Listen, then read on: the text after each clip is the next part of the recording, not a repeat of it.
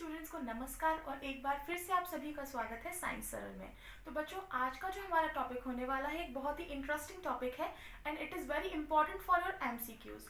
आज जो हम बात करने वाले हैं वो बात करने वाले हैं मेटल्स एंड नॉन मेटल्स की।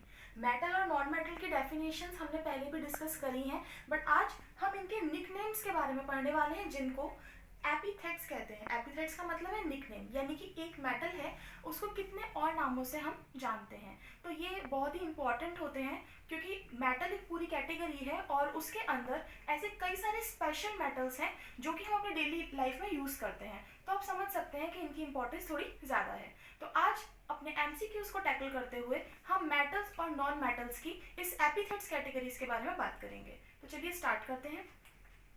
यहाँ पे सबसे पहले मैंने लिखा हुआ है the best metal conductor of heat and electricity. देखिए, हमें ये पता है कि मेटल्स क्या है, वो एलिमेंट्स जो कि इलेक्ट्रॉन्स को इजीली निकाल देते हैं, राइट। जब भी ड्यू टू हीट और एनी रीजन जो इलेक्ट्रॉन रिलीज कर देते हैं, उन कंपाउंड्स को या उन एलिमेंट्स को हम क्या कह देते हैं, मेटल्स कहते हैं, ठीक। इसके अलावा मेटल्स की जो कंडक्शन प्रॉपर्टी है वो भी इन्हीं इलेक्ट्रॉन्स के फ्लो की वजह से आती है।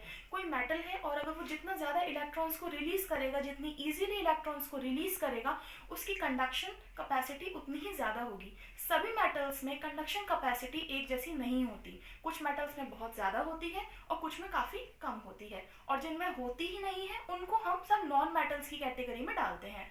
तो यहाँ पर जो कंडक्शन की कैटेगरी है, यहाँ पर दो तरीके से हम इसे पढ़ेंगे। पहला है बेस्ट, सबसे अच्छा मेटल कौन सा है जो कंडक्शन में हेल्प करता है, और दूसरा है वर्स्ट, सबसे ज़्यादा खराब या सबसे कम कंडक्शन कैपेसिटी किस मेटल की है। तो सबसे पहले हम बेस्ट के बारे में बात कर लेते हैं। The best metal conductor of heat and electricity, तो वो है सिल्वर। सिल्वर का जो फॉर्मूला, जो एलिमेंट सिंबल होता है वो होता है Ag। मैं इसको यहाँ पे इस तरह लिख दे रही हूँ, सिल्वर, ठीक। हालांकि हम जो जितने भी तार हम यूज़ करते हैं अपने घरों में वो हम सिल्वर के बने हुए यूज़ नहीं करते, because this metal is costly. सबसे अच्छा कंडक्टर है बट कॉस्टली भी है। तो आजकल जो हम अपने घरों में यूज़ कर रहे हैं वायर्स में, वो जो मेटल है वो है कॉपर, ठीक है, जिसका सिंबल होता है Cu, ठीक।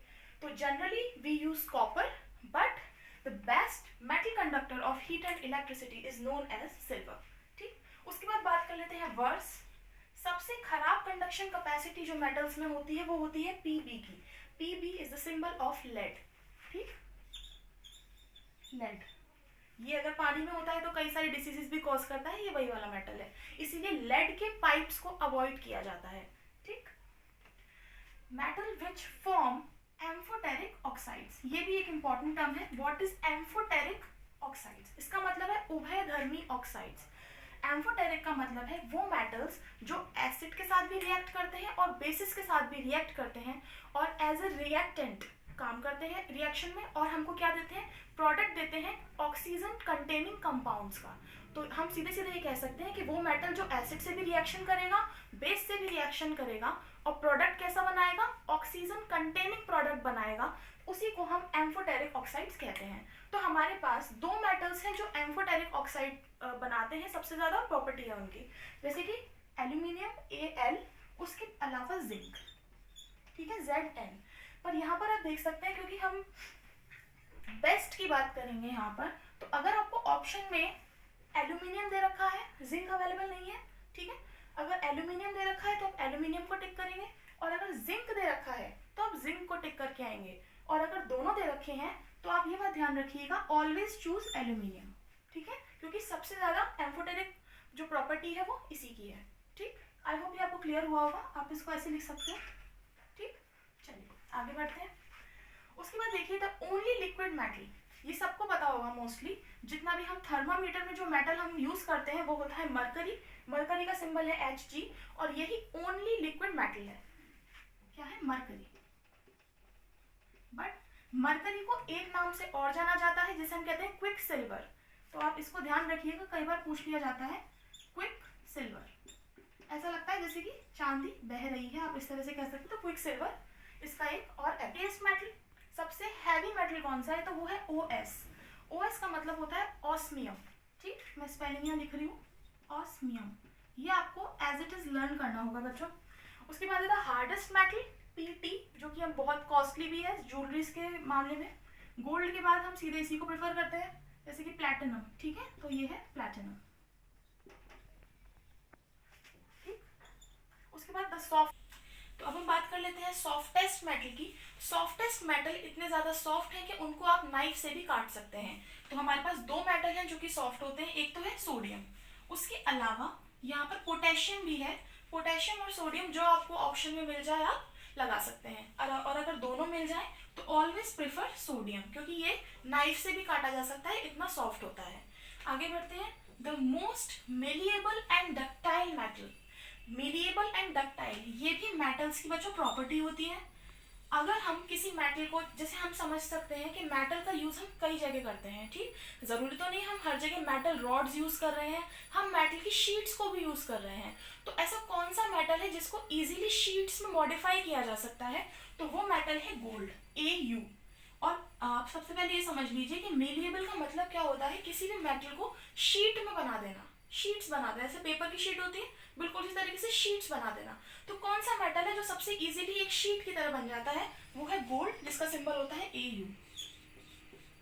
और यहाँ पर दूसरी प्रॉपर्टी दे रखी है डक्टाइल। डक्टाइल का मतलब है वायर बनाना, तो क्योंकि गोल्ड का शीट बनाना भी बहुत इजी है, इसीलिए गोल्ड का वायर बनाना भी बहुत ही इजी है। तो डक्टिलिटी या डक्टाइल का मतलब होता है वायर बनाना किसी मेटल का। ठीक, उसके बाद यहाँ पर एक सीधा सीधा क्वेश्चन है, the metal used in atomic clock. ऐसा कौन सा मेटल है जो एटॉमिक क्लॉक में यूज होता है, तो एटॉमिक क्लॉक में यूज होने वाला जो मेटल है वो है सीजियम। इसकी स्पेलिंग लिख लेते हैं, SEASIUM, सीजियम।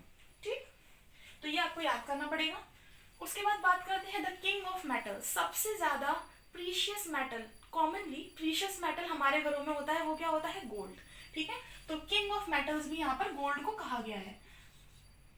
अगर हम फैक्ट्रीज या इंडस्ट्रियल लेवल पे देखें तो गोल्ड की वैल्यू बिल्कुल नहीं है, ठीक है, क्योंकि गोल्ड को हम फैक्ट्रीज वगैरह में या इंडस्ट्रीज में यूज नहीं करते। बट ऑर्नामेंट्स में सबसे ज्यादा गोल्ड जो है वो गोल्ड ही है, एक ऐसा मेटल है जो कि यूज होता है। ठीक, तो ऑर्नामेंट्स और ज्वेलरी की वजह से हम इसको किंग ऑफ द मेटल कहते हैं।